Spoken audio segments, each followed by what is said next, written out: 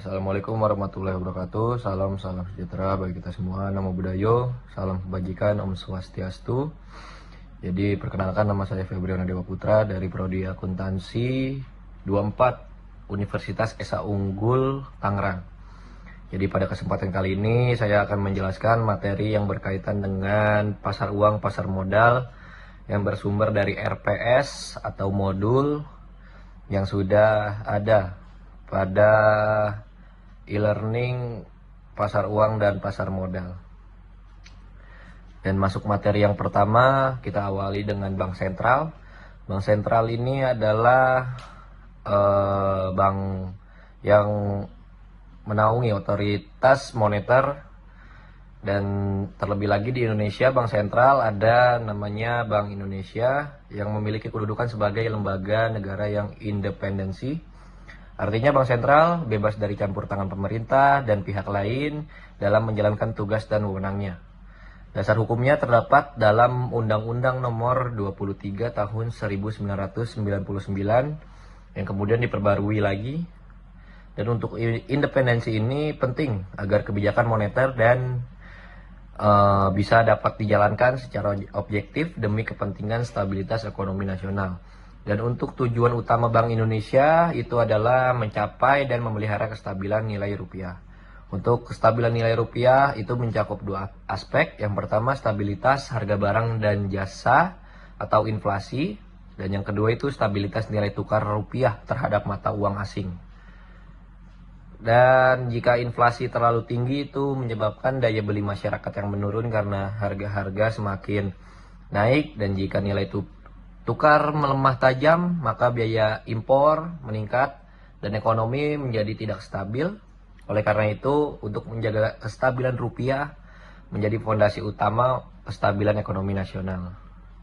Dan untuk tiga pilar utama Bank Indonesia, untuk mencapai tujuan tersebut, BI menjalankan tiga pilar utama. Yang pertama itu kebijakan moneter yang digunakan untuk mengendalikan inflasi dan menjaga kestabilan nilai rupiah melalui pengaturan suku bunga dan jumlah uang yang beredar.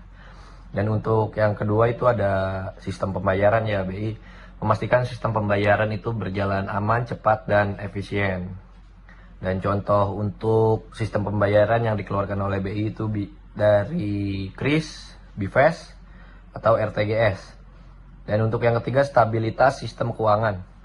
BI menjaga agar sistem perbankan dan pasar keuangan tetap stabil dan tidak mengalami krisis sistemik. Ketiga pilar ini saling terintegrasi dan sangat penting untuk menjalankan otorisasi BI sebagai pusat moneter untuk menjaga kestabilan nilai mata uang rupiah. Dan hubungan Bank Indonesia dengan lembaga lain, walaupun independen, BI tetap melakukan koordinasi untuk menjalankan tugasnya itu dengan pemerintah, DPR, OJK, LPS, dan Kementerian Keuangan. Koordinasi ini sangat penting untuk kebijakan ekonomi nasional berjalan dengan sinkron. Dan jaring pengamanan sistem keuangan. Dalam menjaga stabilitas keuangan, terdapat mekanisme jaring pengaman sistem keuangan atau JPSK. Komponen utamanya itu meliputi pengawasan perbankan, lender of last resort oleh BI, penjaminan simpanan oleh LPS, dan yang terakhir itu penanganan krisis oleh KSSK. Tujuannya adalah mencegah krisis keuangan meluas ke seluruh sistem ekonomi. Jadi untuk menjaga kestabilan mata uang rupiah itu BI perlu jaringan pengaman sistem keuangan. Jadi untuk keamanan ekonomi nasional dan peran internasional BI itu, BI juga mempunyai kerjasama dengan berbagai lembaga internasional lainnya untuk menjaga stabilitas nilai tukar, yang kedua mendukung transaksi lintas negara, dan bisa juga untuk pertukaran informasi kebijakan moneter. Bagaimana BI menjalankan tugasnya melalui informasi atau kebijakan moneter negara lain untuk referensi. Dan yang selanjutnya ada peran dalam ekonomi syariah. BI juga aktif untuk mengembangkan ekonomi dan keuangan syariah itu dengan melalui pengembangan halal value chain, yang kedua ada digitalisasi ekonomi syariah, dan yang ketiga itu ada penguatan pembiayaan syariah. Dan BI berperan sebagai regulator atau sebagai pengatur dan akselerator.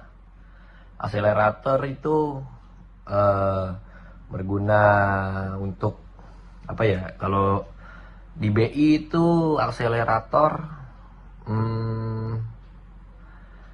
untuk penggerak atau berjalannya ekonomi syariah yang aktif untuk perkembangan ekonomi nasional. Dan yang ketiga ada inisiator atau sebagai pendukung atau pelopor untuk menjalankan ekonomi syariah di Indonesia ini.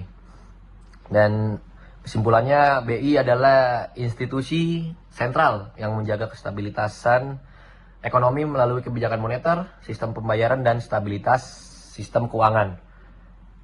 Dan masuk ke materi selanjutnya, kita ada kebijakan moneter yang telah dijalankan oleh BI tadi. Pada sesi kali ini kita bakal membahas kebijakan moneter sebagai instrumen utama Bank Indonesia dalam menjaga kestabilan nilai rupiah. Untuk kebijakan moneter sangat mempengaruhi itu inflasi terutama, dan suku bunga, kredit, investasi, dan pertumbuhan ekonomi. Jadi jika inflasinya terlalu tinggi juga tidak baik, karena ekonomi akan terhambat perkembangannya. Dan peran BI itu untuk memainkan suku bunga. Suku bunga, jika suku bunga dinaikkan maka banyak masyarakat untuk menabung, dan jika BI menurunkan suku bunga maka masyarakat banyak yang kredit. Dan untuk investasi bisa dari investasi luar, itu menjaga trust namanya. BI itu melalui kebijakan moneter ini menjaga kestabilitasan mata uang rupiah itu menjadi pasar untuk negara lain agar percaya berinvestasi di dalam negeri untuk pertumbuhan ekonomi negara. Dan kebijakan moneter itu yang dilakukan Indonesia atau BI itu untuk mengendalikan jumlah uang yang beredar yang saya tadi sebutkan, dan suku bunga demi mencapai stabilitas ekonomi. Dan tujuan utamanya yaitu tadi menjaga inflasi dan menjaga nilai tukar rupiah. Yang selanjutnya itu ada Inflation Targeting Framework. Sejak tahun 2005 BI menerapkan Inflation Targeting Framework atau ITF yang bertujuan untuk agar inflasi itu menjadi target utama kebijakan moneter. Kemudian berkembang menjadi fleksibel ITF karena BI juga mempertimbangkan stabilitas sistem keuangan dan pertumbuhan ekonomi. Dan selanjutnya kita akan bahas tentang inflasi. Inflasi adalah kenaikan harga barang dan jasa secara umum yang secara terus-menerus menurut harfiah. Dan jenis-jenis inflasi itu ada jenis inflasi inti dan inflasi non inti. Jadi ada inflasi 0 sampai berapa, 10% atau 5% itu baik untuk pertumbuhan ekonomi, karena itu inflasi untuk mengejar juga untuk membantu untuk pertumbuhan ekonomi di negara kita. Ada superinflasi dan hyperinflasi itu yang sudah tidak baik, contohnya ada di Zimbabwe itu contoh kasusnya. Dan penyebab inflasi itu ada demand pull inflation, demand pull inflation, demand pull itu ada kenaikan, ada mungkin kenaikan tingkat ini ya, untuk masyarakat daya belinya itu menurun. Dan kedua ada cost push inflation. Cost push inflation itu bisa ditandai dengan harga barang yang meningkat, ya kan? Harga barang yang meningkat itu dari biaya operasional mungkin yang menyebabkan biaya barang meningkat, dan menurunnya demand atau pembeli, ya. Itu juga mempengaruhi ekspektasi masyarakat dalam daya beli di dalam negeri. Selanjutnya ada instrumen kebijakan moneter. Instrumen utama BI adalah BI 7 Day Reverse Repo Rate. Ini adalah suku bunga acuan nasional. Jika BI menaikkan suku bunga, maka yang terjadi adalah kredit lebih mahal, konsumsi turun, dan inflasi ditekan. Jika BI menurunkan suku bunga, ekonomi condong tumbuh ya. Terdorong tumbuh. Untuk mekanismenya, transisi kebijakan moneter. Kebijakan moneter bekerja melalui beberapa jalur, yaitu jalur suku bunga, jalur kredit, jalur nilai tukar, jalur harga aset, dan jalur ekspektasi yang saya tadi sudah sebutkan. Dan selanjutnya ada koordinasi pengendalian inflasi. Karena inflasi banyak dipengaruhi oleh faktor pangan dan energi, maka BI bekerja sama dengan pemerintah melalui TPIN atau Tim Pengendalian Inflasi Nasional ya. Instrumen pendukungnya, BI juga mengembangkan JIBOR, JISDOR, dan operasi pasar terbuka. Semua bertujuan menjaga efektivitas kebijakan moneter di dalam negeri. Jadi kebijakan moneter tidak hanya menjaga inflasi, tetapi juga menopang stabilitas ekonomi dan sistem keuangan nasional. Dan selanjutnya masuk ke materi stabilitas sistem keuangan dan moneter, itu di sesi 3 pada RPS atau modul mata kuliah PUPM ini. Pada sesi ini kita bakal bahas stabilitas sistem keuangan sebagai fondasi penting pertumbuhan ekonomi keberlanjutan. Dan di sini ada stabilitas sistem keuangan itu ketika kondisi stabilitas sistem keuangan adalah kondisi ketika lembaga keuangan atau pasar keuangan, infrastruktur keuangan mampu menjalankan fungsi intermediasi dan manajemen risiko secara efektif. Jadi dimensi stabilitas keuangan itu juga terdapat 3 dimensi utama, yaitu stabilitas lembaga keuangan, stabilitas pasar keuangan, dan stabilitas sistem pembayaran.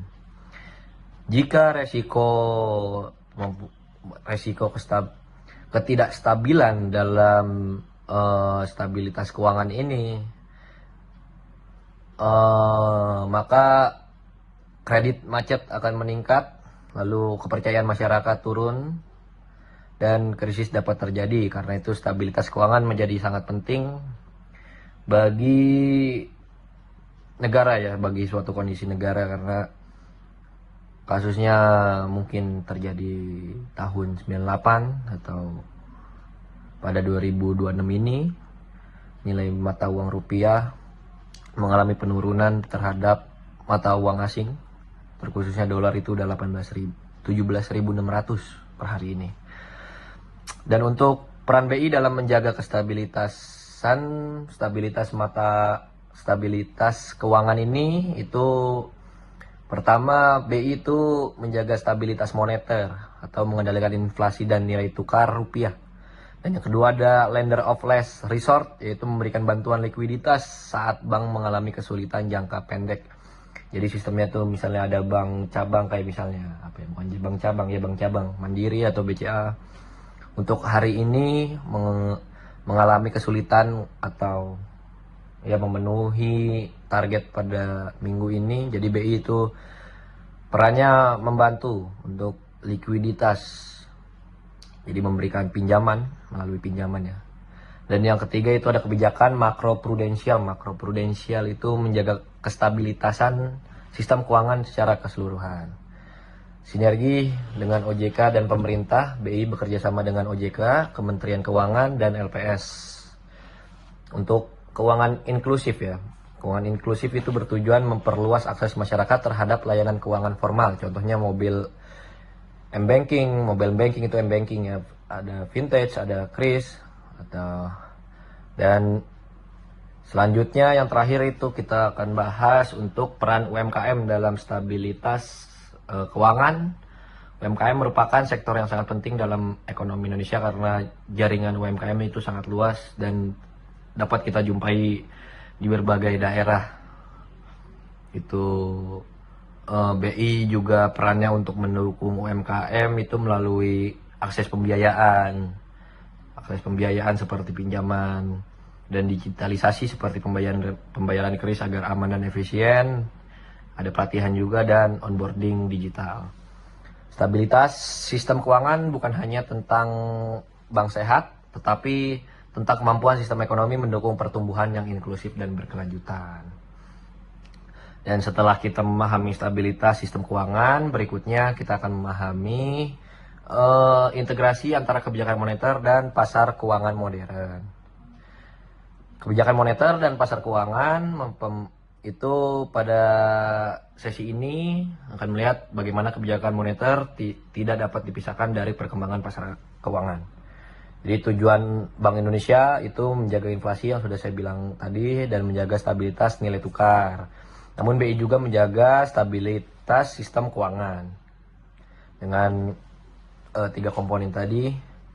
Dan selanjutnya ada Flexible Inflation Targeting Framework, itu kerangka kebijakan perkembangan dari ITF dan sampai ke Flexible ITF.